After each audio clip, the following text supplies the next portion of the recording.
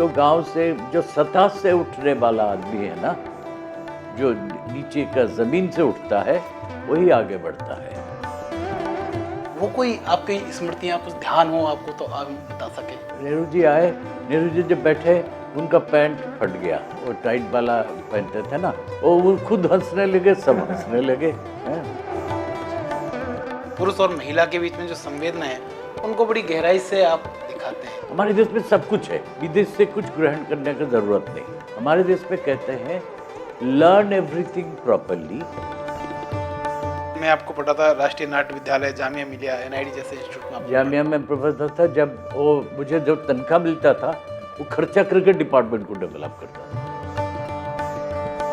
चूंकि आप लगभग 84 ईयर के आप हो चुके हैं, कितना बदला है हिंदुस्तान? 20 साल में जितना बदला पहले इतना नहीं बदला। आपकी जो यात्रा है पेंटर से आर्टिस्ट बनने की, I am a painter to become an artist. अब समझ लीजिए, गौर से इसको समझ लीजिए। नमस्कार, डीडी राजस्थान के खास podcast show beyond the headlines में आपका स्वागत है। मैं हूं मुरारी गुप्ता। दोस्तों, आज हम जिस कलाकार से रूबरू होने जा रहे हैं वो एक अंतर्राष्ट्रीय ख्याति प्राप्त कलाकार हैं। 84 वर्ष की उम्र में भी वो बच्चों की तरह, युवाओं की तरह अपनी ऊर्जा के साथ काम करते हैं। जी हाँ, आज हमारे साथ हैं मशहूर कलाकार जतिन दास। सर, आपका बहुत बहुत स्वागत है।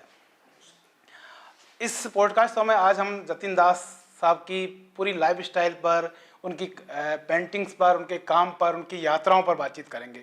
सर, मेरा पहला सवाल आपसे, आपकी पैदाइश उस समय की है जब भारत ब्रिटिश हुकूमत से मुक्त होने के लिए करवट ले रहा था। आप मुश्किल से 7-8 साल के रहे होंगे। वो दौर सर आपको याद है? उस समय किस तरह की परिस्थितियाँ रही होंगी उस समय? क्योंकि आज का जो हमारा दर्शक है, बिल्कुल युवा है, उनको पता नहीं है।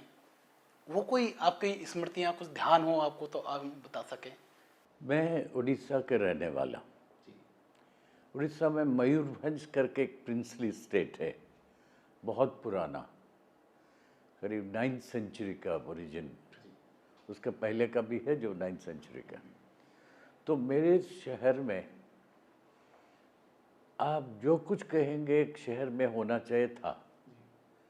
वहाँ का library, gallery, auditorium, hospital, school, college, playground, बगीचा। एक रानी बाग था 100 एकड़ का, उसके अंदर एक ट्रेन चल रहा था बच्चों के लिए। तो मैं बचपन से ये सब देखा हूँ। और हमारे घर के साथ अपना ही बगीचा था 1/2 एकड़ का। मैं बगीचा में सारा टाइम बिताता था। और मेरे शहर में मेरे जो टीचर थे वो मुझे योगा सिखाए थे जब मैं 8 साल का था। और वो पेंटिंग जानते थे, गाना जानते थे, पोइट्री जानते थे, सब कुछ। ऐसे गुरु आज तक मैंने मिला नहीं कहीं। अच्छा, ये एक बात है। दूसरा, मैं एक इंटर कॉलेज यूथ फेस्टिवल में न, उसके बाद स्कूल की बात, कॉलेज में पढ़ा। मुझे आर्ट का इच्छा था, फैमिली ने दिया नहीं, तो मैं बायोलॉजी किया। बायोलॉजी जब कॉलेज में कर रहा था, एक इंटर कॉलेज यूथ फेस्टिवल था कटक में, वहाँ गया था, फर्स्ट क्लास फर्स्ट हो गया। तो वापस आया, फिर एक inter university youth festival Delhi में हुआ 1956 में, तो मैं आया था। जब गया, नेहरू जी ने मिले, सब फोटो उठाया, सब। पहले तो हमारा देश बहुत सरल सहज था, अभी तो बहुत कॉम्प्लिकेटेड हो गया है, सारा दुनिया और भारत भी। तो नेहरू जी आए, नेहरू जी जब बैठे उनका पैंट फट गया, वो टाइट वाला पहनते थे ना, वो खुद हंसने लगे, सब हंसने लगे हैं। एनीवे, तो ये एक बात है। फिर नेहरू जी का दूसरी बात बताऊं, मैं जब बॉम्बे में पढ़ रहा था, sir J school of art, one of the oldest art school in the country, तो वहाँ जब पढ़ रहा था तो मैं घर पे गया था। उस पर मिस्टर बिजू पटनायक या नेहरू भी आ रहे थे मेरे टाउन में। तो बिजू बाबू ने बोला कि इनका एक पोर्ट्रेट स्केच बनाओ। मैं बना के दिया। वो 2-4 साल पहले मुझे फोटोग्राफ मिला कि मैं उनको दे रहा हूँ नेहरू जी को। ये सब छोटी छोटी बात है। लेकिन जब मैं बॉम्बे जाके पढ़ाई किया तब मैं हमारे जो शिक्षा जब पद्धति था बहुत बढ़िया। Unless you have 20 sketches you can't enter the class. अब समझ रहे? फिर मैं अपने आप को ये किया, टाइट किया। मैं हर रोज़ 300 स्केच कर रहा था। टाइम्स ऑफ इंडिया से कागज़ खरीद के पैसा बचा के बस से मैं पैदल जाता था हॉस्टल को 7 किलोमीटर, स्केच करके जाता था। फिर बड़े गुलाम अली खान साहब को सुनता था, फिर हॉस्टल जाता था। सर आपने बताया कि जो चित्र बनाने की प्रेरणा आपको मिली, तो वो कोई आपको माहौल कैसे अंदर से आया कि मुझे कुछ पेंटिंग ही करनी है जीवन में, या किसी व्यक्ति को देख के लगा कि उसको मुझे यही करना है? मतलब क्या कौन सी चीज़ है जो आपको क्लिक किया है जिसने? ये जो एनालिसिस है ये सब वेस्टर्न पद्धति है। अंतरात्मा से सब निकलता है। और अब जहाँ आप ठहरते हैं, अपना घर, अपना समाज से भी निकलता है, दोनों तरफ से। और कितना, जैसे कि आप जब खाना खाते हैं, किसमें कितना % विटामिन है, कितना % ये है, ये सब वेस्टर्न कॉन्सेप्ट है। जो खाना आपको स्वाद है वही आप खाते रहेंगे। आप समझ रहे हैं ना? तो हमारे देश में ये सब चीज़ बहुत सरल था। तो मैं जैसे बोला, मेरे माँ ड्राइंग करती थी। माँ शायद 15 साल में शादी किया होगा। क्या क्या बात करूँ, सुनिए। मैं जब बॉम्बे में था, I had a studio in Bhulabhai Memorial Institute in Warden Road. This is the best place where Ravishankar was there, Hussain was there, Gaitonde etcetera, बहुत सारे लोग थे। ये जो राजेश खन्ना, उसका नाम जतिन खन्ना था, वो हमारा अच्छा दोस्त था, थिएटर में काम करता था, सत्यदेव दुबे का, मीना चिटनिस का ये में। तो मैं इसलिए बोल रहा था कि मैं जब वहाँ बॉम्बे से गया उड़ीसा जब छुट्टी में, तो ये सब लोगों को मिला। तो मेरा वहाँ स्टूडियो था, और समझ रहे ना, भोलाभाई इंस्टीट्यूट में। और उसमें तोड़ डाला, उनको बिल्डिंग बनाना था। तो I took a place in Worli, Bombay में। तो मेरे माँ और मैं शादी किया, फिर मेरे बेटी थी, तो बेटी छोटी थी, तो माँ आए बॉम्बे, और मैं वही कमरा में पेंटिंग कर रहा था। माँ ने बोला ये पेंटिंग बेचना नहीं। फिर बोला कि अभी मुझे याद आ रहा है, बचपन में मैं पेंटिंग कर रही थी तो मुझे अवार्ड मिला था। आप समझ रहे? माँ मेरे कविता लिखती थी, और मैं कविता लिखता हूँ। बहुत सारे पेंटिंग के वर्ल्ड में लोगों को मालूम ही नहीं कि मैं कविता लिखता हूँ। कविता किताब भी छपा है 1971 में, है। तो ये सब जो बातें हैं, ये सबके साथ होता है। जी जी जी जी। जो गांव से, जो सतह से उठने वाला आदमी है ना, जो नीचे का ज़मीन से उठता है, वही आगे बढ़ता है। सर आपकी पेंटिंग की अगर बात करें, तो आप अपनी पेंटिंग में जो फिल्में पुरुष और महिला के बीच में जो संवेदना है, उनको बड़ी गहराई से आप दिखाते हैं। तो इसके पीछे क्या आपका मोटिव है, क्या आपकी संवेदनाएं होती हैं कि आपको इतनी गहराई से इन चीज़ों को आपको पेंटिंग में दिखाते हैं, आप शो मैं करते हैं? अपने आप को कोई एनालाइज करके कि कुछ नहीं करता। सुनिए, हमारे देश में एक बढ़िया हमारे देश में सब कुछ है, विदेश से कुछ ग्रहण करने की ज़रूरत नहीं। हमारे देश में कहते हैं learn everything properly, then unlearn everything properly, then do मनोधर्मी। हैं? सब चीज़ ढंग से सीखिए। 20-30 साल सीखना पड़ेगा, 40 साल भी है। वो म्यूज़िक हो, डांस हो, थिएटर हो, साइंस हो, मेडिसिन हो, कुछ भी आर्ट हो, सीखना पड़ेगा गहराई से। फिर उसके बाद उसको पुश करके unlearn everything properly, then do मनोधर्मी, अंतरात्मा जो बोलता है करने का। मैं बहुत सारे लोग कहते हैं, बहुत सारे आर्ट वर्ल्ड में क्या कहते हैं मालूम है? जतिन तो न्यू बनाता है, मैं बेयर फिगर बनाता हूँ। हमारे देश में लोगों को पता नहीं, ये सब विदेशी सब चीज़ों देखते हैं ना। जितना टेम्पल है सारा फिगर बेयर फिगर है, जितना मंदिर है, जितने स्कल्पचर है, मूर्ति है, सब बेयर फिगर। क्योंकि किसी का रिदम जो लालित्य लाएंगे, उसके लिए बेयर फिगर। मेरा जैसे कि पहना हूँ, तो मेरे हाथ का जो मूवमेंट है वो उनसे कैसे दिखाई जाएगा, है ना। तो ये सब हमारा क्यों हुआ है, हमारे हिंदुस्तान में जो संस्कृति था, जो शिक्षा का ये था आधार, वो सब बदल गया कॉलोनियल पीरियड में। जे हर एक घर में गाने का, कविता पाठन का और वेद पाठन का, बढ़िया खाने का, जब खाना खाते थे थाली में, हमारे देश में जो थाली में खाते हैं आजकल प्लेट में खाते हैं। थाली का रिम होता है तो चावल बाहर नहीं गिरेगा, और इससे बढ़िया कॉन्सेप्ट सारा वर्ल्ड में कहीं नहीं है। आप समझ रहे?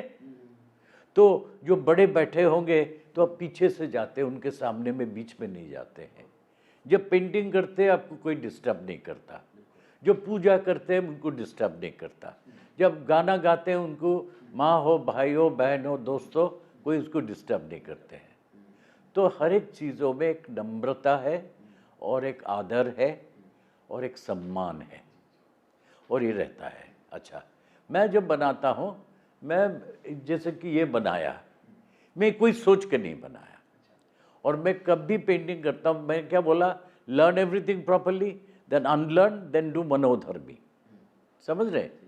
तो मैं जब कविता लिखता हूँ कि चित्र बनाता हूँ, किसी के साथ दोस्ती करता हूँ, मैं ज़बरदस्ती कोई मेरा पेंटिंग 50 खरीदेगा इसी के लिए दोस्ती मैं नहीं करता। मैं आपकी बात बताऊंगा तो आप आश्चर्य हो गए।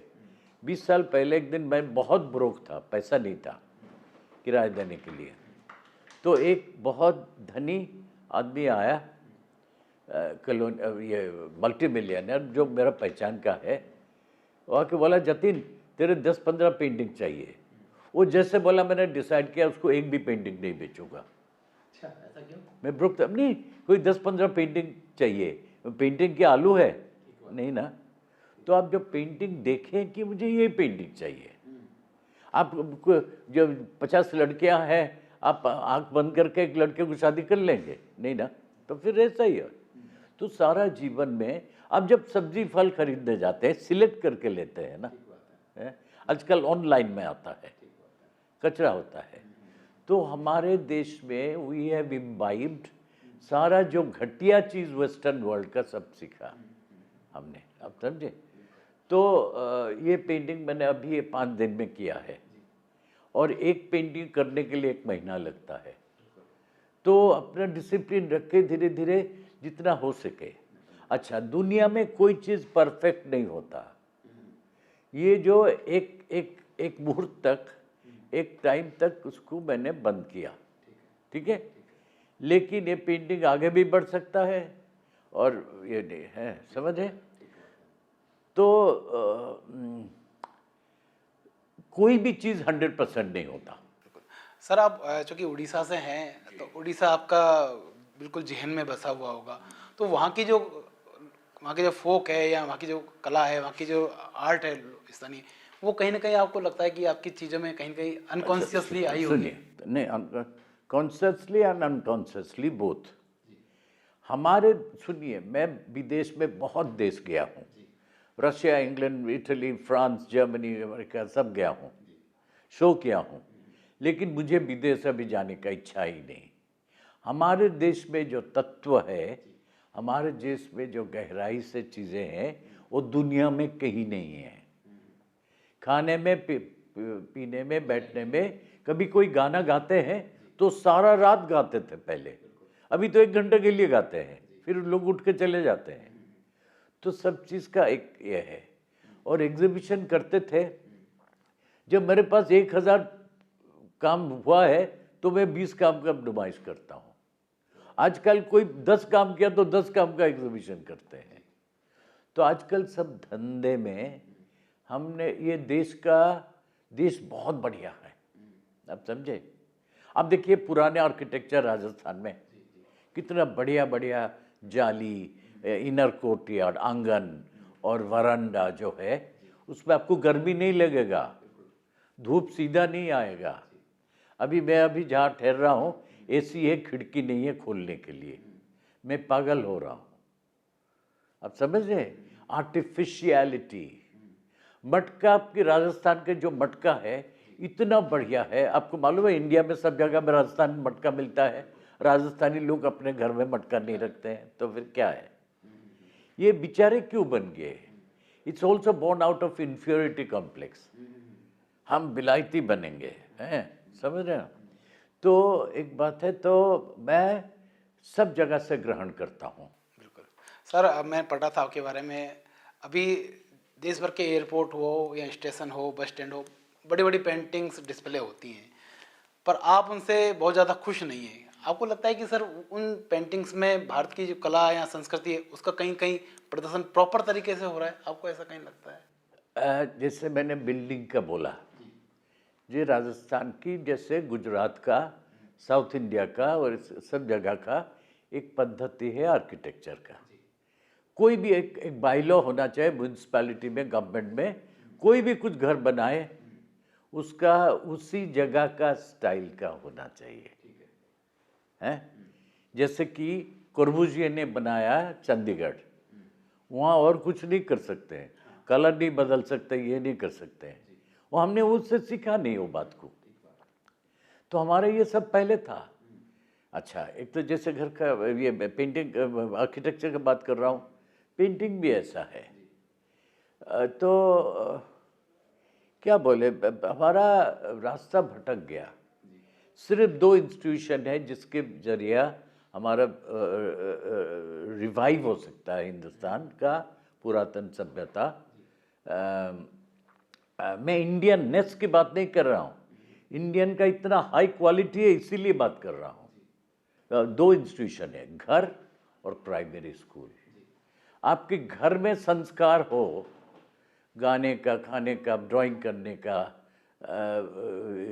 गाना गाने का, प्रार्थना करने का, बैठने का, बोलने का ढंग, फिर प्राइमरी स्कूल में ये हो तो आपका सभ्यता रहेगा, नहीं तो किसी में नहीं रहेगा। क्योंकि ऊपर की जो सब चीज़ें हैं, होटल है, रास्ता है, कोई जा रहा है वो किसी को मार रहा है, वो रुक नहीं रहा है?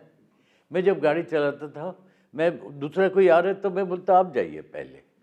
अभी सर आपने प्राइमरी स्कूल की बात की, तो अभी देश भर में एक इस तरह का वातावरण है कि जो सभी जो नई पीढ़ी के पेरेंट्स हैं अपने बच्चों को अंग्रेजी माध्यम स्कूल में भेजते हैं। बस कहीं ना कहीं वो जो मूल तत्व जो छूटा हुआ है, जैसे आप उड़ीसा से तो ओडिया भाषा आप प्राइमरी में पढ़ते हैं, कोई तमिल तमिल पढ़े, तो अंग्रेजी का जो एक लगातार प्राइमरी में जो प्रभाव चल रहा है उसका आपको लगता है कि कहीं उससे मैं नुकसान हुआ है? 65 साल से उड़ीसा से बाहर हूँ, बॉम्बे में पढ़ने गया, दिल्ली में 56 साल से हूँ, समझे?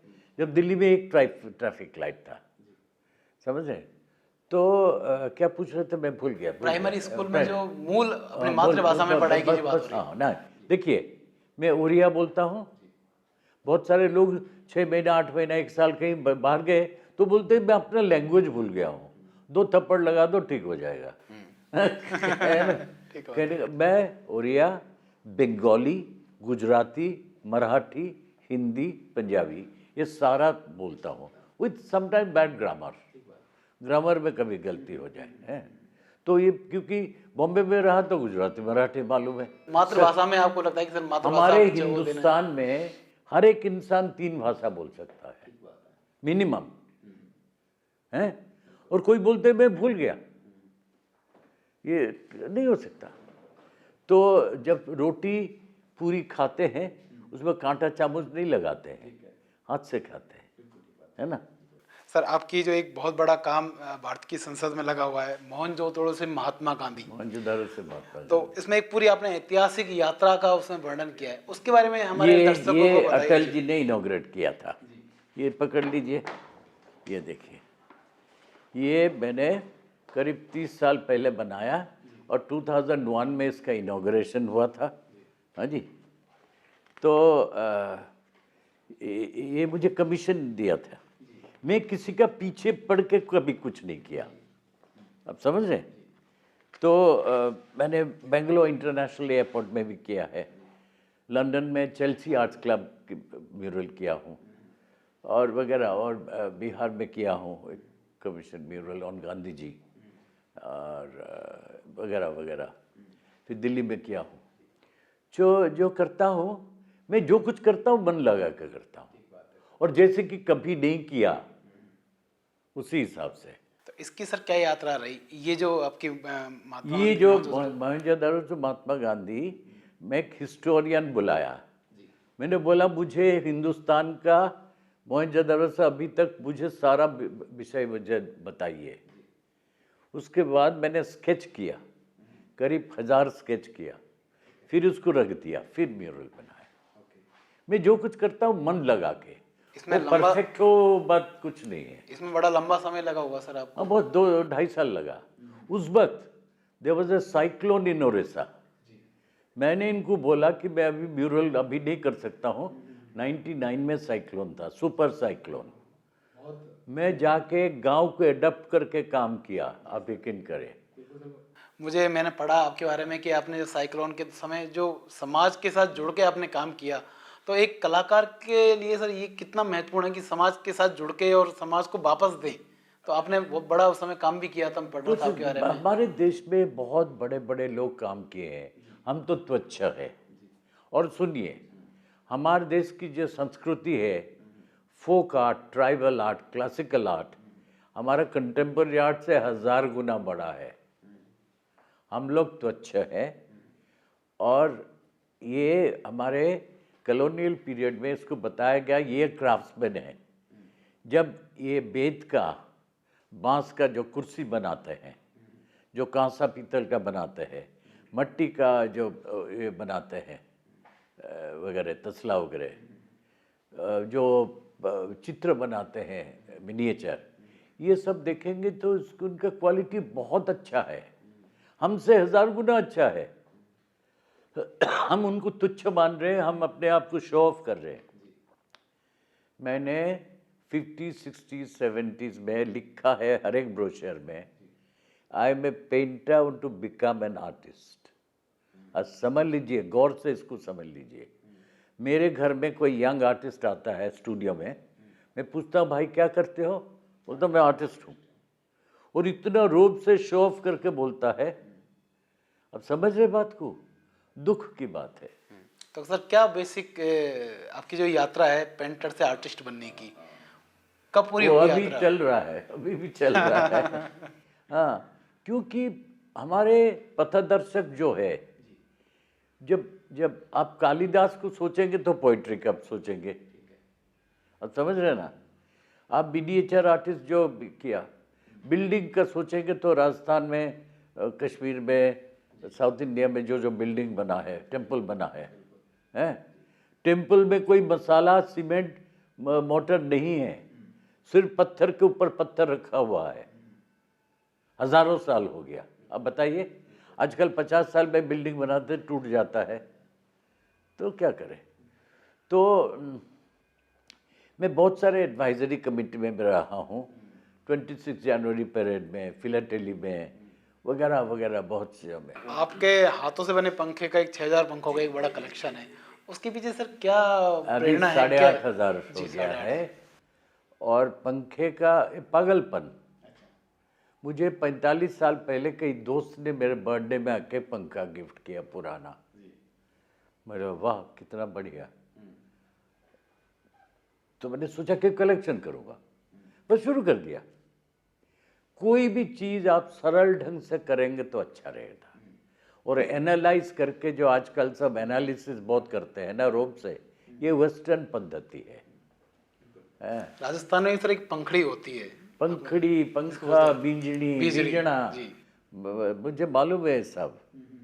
तो बहुत किस्म का होता है, और मंदिर में कपड़े का होता है, कोई बांस का होता है, कि ताल पत्ते का होता है, खजूर का होता है, वगैरह, सारा देश में। और पंखे का मेरा शो विदेश में भी हुआ है। तो उन लोगों को सर क्या कैसा और रेस्पॉन्स रहा उन लोगों का? कैलकाटा में विक्टोरिया मेमोरियल में वगैरह, क्राफ्ट म्यूजियम दिल्ली में हुआ है। अभी I am going to set up a national fan museum, पागलपन से। अच्छा, मैंने भुवनेश्वर में एक आर्ट सेंटर बनाया हूँ, जीडी सेंटर ऑफ आर्ट है। उसका बिल्डिंग डिज़ाइन किया बीवी दोषी करके, बहुत बड़ा आर्किटेक्ट थे, गुजर गए 2-3 साल पहले, अहमदाबाद का वर्ल्ड फेमस आर्किटेक्ट, वो मेरे दोस्त हैं, उन्होंने डिज़ाइन किया। सर उसका क्या, इसके पीछे आपका मकसद क्या है, इसमें किस तरह की चीज़ों को प्रमोट करेंगे आप, क्या? मैंने जो कलेक्ट किया वो गिफ्ट किया। Folk art, tribal art, classical art, थोड़ा पंखा है, थोड़ा कांसे के बर्तन है, गुड़िया है, मिट्टी का बर्तन है, मिनिएचर है, वगैरह वगैरह सब जो मैंने कलेक्ट किया 60 साल से, उसको गिफ्ट किया। इसीलिए मेरा अपना घर नहीं है, मेरे कंटेम्पररी के साथ पास 6-7 घर है इंडिया में। मेरे पास कुछ नहीं है, मैं किराए के घर में रहता हूँ, किराए का स्टूडियो। क्यों? पैसा कभी इकट्ठा नहीं किया, पैसा के पीछे मैंने कभी नहीं भागा। पैसा और नाम, ये दोनों के पीछे नहीं भागा और कॉम्प्रोमाइज़ नहीं किया। मैं ये ना करूँ, मेरा आप क्या करोगे? मुझे फेमस नहीं बनना है, मुझे रिच नहीं बनना है, लेकिन अभी सोच रहा हूँ एक जगह लेके स्टूडियो बनाऊँ तो किराए देना नहीं पड़ेगा, और बहुत देर हो गया। क्या करें? सर आप बहुत अच्छी कविताएं लिखी है आपने, एक आपकी किताब भी आई है। एक कवि होने के नाते एक आर्टिस्ट जो चित्र बनाता है, कभी कोई चित्र बनाएगा तो मुझे लग रहा है कि एक कुछ अलग चीज़ उसमें निकल के आएगी जिसके अंदर कविता है। कोई कविता आप ऐसा लगता है कि आप हमारी ऑडियंस जो दर्शकों को आप सुना सकें? आप जैसे बुश शर्ट पहने हैं, कभी कुर्ता पहनते हैं, कभी धोती पहनते हैं, कभी ये जैकेट पहनते हैं, कभी और कुछ। एक बात है। दूसरा, अलग अलग लैंग्वेज में बात करते हैं। जब भी खाते हैं, कुछ कुछ क्या होता है कि सिर्फ मच्छी खाते हैं, नहीं, मच्छी भी, सब्जी भी, दाल भी, दही भी, अचार भी वगैरह हैं। तो कविता लिखना कोई नया बात नहीं है।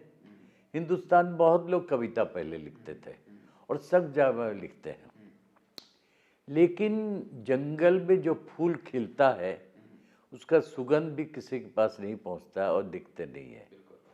तो मैं जो कविता लिखता हूँ तो तो उसकी कुछ सुगंध सर हमारे दर्शकों तक आप पहुंचा नहीं, मेरा दीजिए। छपा है। I have been also member of the poetry society of India. तो बस क्या हूँ, लेकिन आर्ट वर्ल्ड में बहुत लोगों को पता भी नहीं कि मैं कविता लिखता हूँ, और मुझे जाके सबका घर नॉक करके मैं कविता लिखता हूँ कि आर्टिस्ट हूँ बोलने का ज़रूरत नहीं है। मैं अपना काम करता हूँ, और बहुत दिन हो गया, अभी जरा चंचल में हूँ। अभी ताजा कोई कविता आपको लिखी हो? हाँ, मुझे कोई याद नहीं रहता है। मैं हर रोज़ कविता लिखता हूँ, तो मुझे ऐसे कोई याद नहीं है। और किताब में है लेकिन भूल गया हूँ। सर आपने बहुत सारे इंस्टीट्यूट में, आप आर्टिस्ट तो हैं, पढ़ाया भी है आपने। जैसे मैं आपको पढ़ा था राष्ट्रीय नाट्य विद्यालय, जामिया मिलिया, एनआईडी जैसे इंस्टीट्यूट में। जामिया में प्रोफेसर था। जब वो मुझे जो तनख्वाह मिलता था वो खर्चा करके डिपार्टमेंट को डेवलप करता था। मैं, रामचंद्रन, परमजीत सिंह, हम तीनों ने वहाँ किया है। फिर मैं national school of drama Alkazi के साथ पढ़ाया हूँ बहुत जगह में, कॉलेज ऑफ आर्किटेक्चर में। कल एक आदमी मिले आर्किटेक्ट, वो बोले 1970 में मैं उनको पढ़ाया था, वो मिले। बढ़िया, बहुत खुशी हुआ है, मतलब 50 साल पहले का बात है। तो ऐसा है। मुझे मैं सिर्फ, मेरा अनुरोध है, जो भी ये बात सुन रहे हैं वो अपना बुनियाद, अपने ज़मीन के साथ कनेक्शन रखें, अपने जगह के साथ। आप अपना भाषा, अपना खाने का, अपना कपड़े का, गाने का, कविता का, इसका साथ ताल्लुकात रखेंगे तो आप बढ़ पाएंगे। सर आपने बहुत सारे शहर घूमे हैं, बहुत सारी दुनिया देखी है, फिर आप वापस हिंदुस्तान में आते हैं। क्या बदलाव आपको पिछले 50-60 साल में लगा है कि चूँकि आप लगभग 84 ईयर के आप हो चुके हैं, कितना बदला है हिंदुस्तान? 20 साल में जितना बदला पहले इतना नहीं बदला था। 20 साल में जो बदला, मैं जब 22 साल का था, मेरा शो हो रहा था बॉम्बे में, और उसमें बड़े बड़े आर्टिस्ट, हुसैन, तायब, गैतोंडेर, ये सब आते थे मेरे शो में। जतिन का शो है, चलेंगे, आप समझ रहे? तो बड़े छोटे नहीं होता, जिसका कोई काम का अच्छा लगता है सब जाते हैं। और बहुत बदल गया हिंदुस्तान। और ये आपका राजस्थान में बहुत दिन के बाद आए हो, राजस्थान भी बदल गया। राजस्थान में बहुत संस्कार था। अच्छा लग रहा है या कैसा लग रहा है ये अच्छा जानना चाह नहीं, रहा बहुत सारी चीज़ खराब हो गया है, वेस्टर्नाइज हो गया, मैकेनाइज्ड, वेस्टर्नाइज, आर्टिफिशियल, वो सारा देश में हो गया है, यहाँ भी हो गया है। हूँ। कहीं न कहीं लोगों को लग रहा है जड़ों से वो उखड़ रहे हैं, ऐसा आपको लगता है कहीं? बहुत सारे, ये सिर्फ यहाँ नहीं, सारा देश में। सुनिए, लास्ट में बोलना चाहता हूँ, हिंदुस्तान में, चाइना, जापान में कॉन्सेप्ट है कि the process is important, not the final goal. America में बोलते हैं आप कुछ भी करो, जैसे जीत जाओ तो वही बात है, प्रोसेस इज नॉट इम्पोर्टेंट।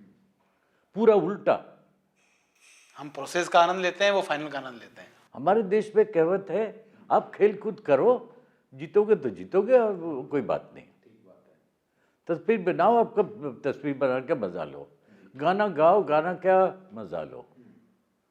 अब मुझे फर्स्ट क्लास फर्स्ट होना है, मुझे पैसा कमाना है, इसमें जाओगे तो कलाकार नहीं बन सकता।